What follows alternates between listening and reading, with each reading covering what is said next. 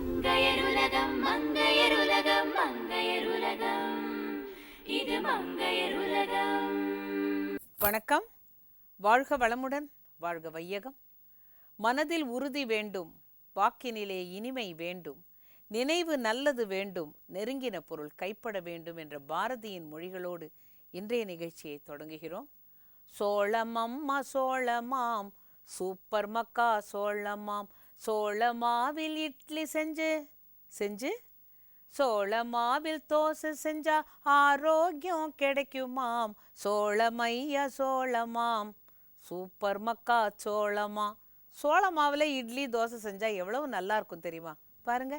வணக்கம். இன்னைக்கு நம்ம பார்க்க போகிறது நாட்டுக்கல் பாளையத்துலேருந்து வள்ளியம்மா எழுதி அனுப்பின சோள தோசை இட்லி ரெசிபி. அதுக்கு தேவையான பொருட்கள்: மக்காச்சோள ரவை 1 கப், கருவேப்பிலை 2 மேஜிக்கரண்டி, கொத்தமல்லி இலை 2 மேஜிக்கரண்டி, பச்சை மிளகாய் 2, வெந்தயம் 1 தேக்கரண்டி, உளுத்தம்பருப்பு 1/4 கப், எண்ணெய் தேவையான அளவு, உப்பு தேவையான அளவு.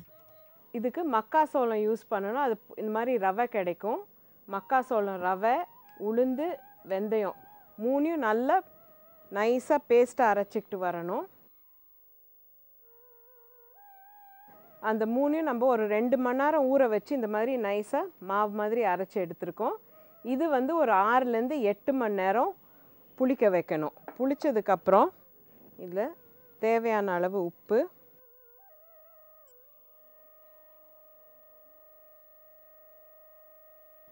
கருவேப்பிலை, கொத்தமல்லி, பச்சை மிளகா நான் சொன்ன மாதிரி எப்போவுமே விதையை எடுத்துட்டு யூஸ் பண்ணுங்கள். விதை உங்களுக்கு வயிற்றில் கேன்சரும் அல்சரும் உண்டாக்கும். அதனால் விதை இல்லாமல் சமைச்சிங்கன்னா பெட்டர். இதை இப்போ கலக்கிக்கலாம். இதை நம்ம இட்லியாகவும் ஊற்ற போகிறோம், தோசையாகவும் ஊற்ற போகிறோம். இந்த மாதிரி ஒரு இட்லி தட்டை எடுத்து இதில் எண்ணெய் லேசாக தடவிக்கோங்க.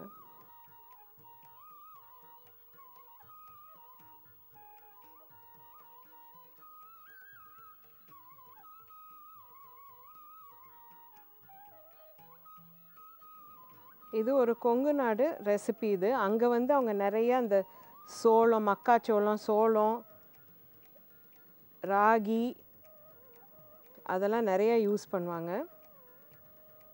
இது ரொம்ப நல்லாவும் இருக்கும். இது சட்னியோடு சாப்பிட்டா ரொம்ப நல்லாயிருக்கும். இப்போ இட்லி பாத்திரத்தில் தண்ணி சூடாகிட்டுருக்கு. இதில் இப்போ இது ஒரு 10 நிமிஷம் வேக விடணும்.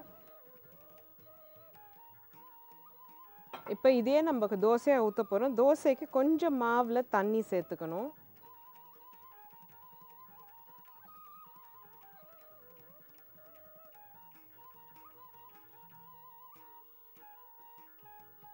தோசைக்கல் சூடாயிடுச்சு. இப்போ இதில்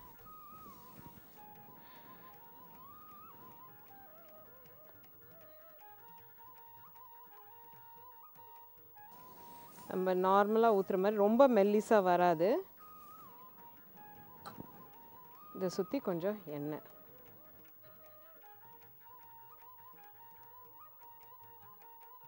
இது இப்போ வேகணும். இப்போ நம்ம தோசை ஒரு பக்கம் வெந்துருச்சு. இது லேசாக எடுத்து இப்போ இதை எடுத்து வச்சுட்டு சட்னியோடு சாப்பிட்லாம். இப்போ நம்ம இட்லி வெந்துருச்சு. இதை அடுப்பை ஆஃப் பண்ணிவிட்டு இட்லியை எடுத்து வைக்கணும்.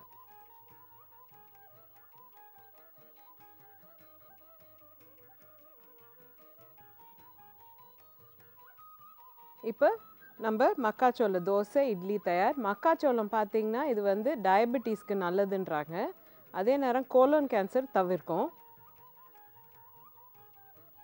வாரத்துக்கு ஒரு தடவை சாப்பிடலாம். நாட்டுக்கல் பாளையத்துலேருந்து வள்ளியம்மா எழுதி அனுப்பின மக்காச்சோள தோசை இட்லி தயார். அதை நீங்கள் சட்னியோடு சாப்பிட்டிங்கன்னா சூப்பராக இருக்கும். மக்காச்சோள இட்லி மற்றும் தோசை செய்ய தேவையான பொருட்கள்: மக்காச்சோள ரவை 1 கப், கறிவேப்பிலை 2 மேஜிக்கரண்டி, கொத்தமல்லி இலை 2 மேஜிக்கரண்டி, பச்சை மிளகாய் 2, வெந்தயம் 1 தேக்கரண்டி, உளுத்தம்பருப்பு 1/4 கப், எண்ணெய் தேவையான அளவு, உப்பு தேவையான அளவு. மக்காச்சோள இட்லி மற்றும் தோசை செய்முறை: ஒரு பாத்திரத்தில் மக்காச்சோள ரவை, உளுத்தம்பருப்பு, வெந்தயம் ஆகியவற்றை சேர்த்து 2 மணி நேரம் வரை ஊற வைக்கவும். பிறகு அதை பிழிந்தெடுத்து அதனுடன் தேவையான அளவு தண்ணீர் சேர்த்து விழுதாக அரைத்து கொள்ளவும். பிறகு அதில் உப்பு, கறிவேப்பிலை, கொத்தமல்லி இலை, பச்சை மிளகாய் ஆகியவற்றை சேர்த்து நன்றாக கலந்து கொள்ளவும். ஒரு இட்லி தட்டின் குழிகளில் சிறிதளவு எண்ணெயை சேர்த்து அதில் கலந்த மாவை ஊற்றி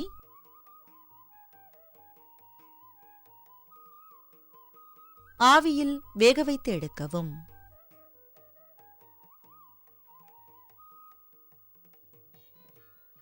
ஒரு காய்ந்த தவாவில் கலந்த மாவை தோசை போல் ஊற்றி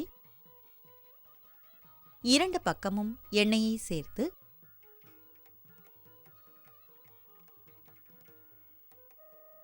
வேக வைத்து எடுத்து சட்னியுடன் சேர்த்து சூடாக சாப்பிடவும். மக்காச்சோள இட்லி மற்றும் தோசை தயார்.